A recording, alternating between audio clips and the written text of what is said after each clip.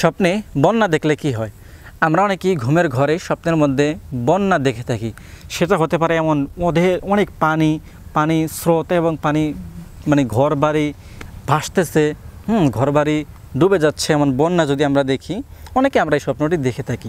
তো এই স্বপ্নের সঠিক ব্যাখ্যাটি নিয়ে আজকের এই ভিডিওতে আমরা আলোচনা করব ইনশাল্লাহ। চলুন কথা না বাড়িয়ে মূল আলোচনায় চলে যাই। যদি কোনো ব্যবসায়ী লোক স্বপ্নের মধ্যে বন্যা দেখে, অনেক বন্যা দেখে, ঘর বাড়ি তলিয়ে যেতে দেখে, ঘর বাড়ি ডুবে যেতে দেখে, তাহলে তার ব্যবসায় লাভ হবে এবং তার ব্যবসা ভালো লাভ হবে। অর্থাৎ তার ব্যবসায় সুন্দর লাভ হবে, লস হবে না, তার ব্যবসায় উন্নতি হবে। যদি কোনো বিবাহিত লোক স্বপ্নের মধ্যে বন্যা দেখে, তাহলে তার শরীর সুস্থ থাকবে, মন ভালো থাকবে। যদি কোনো ব্যক্তি স্বপ্নের মধ্যে বন্যার পানিতে সাঁতার কাটতে দেখে বা বন্যার মধ্যে সাঁতার কাটছে এমনটা দেখে, তাহলে এই স্বপ্নের ব্যাখ্যা হবে তার মানসিক চাপ বা দুশ্চিন্তা কমে যাবে। আল্লাহ তাআলা তার মানসিক প্রশান্তি দান করবেন, তাকে শান্তি দান করবেন।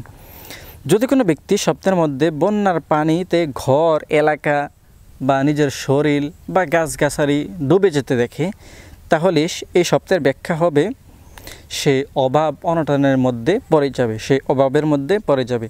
প্রিয় দর্শক, মোট কথা বলতে গেলে স্বপ্নে বন্যা দেখার ব্যাখ্যা অনেকগুলো ভালো, আবার অনেকগুলো ভালো না।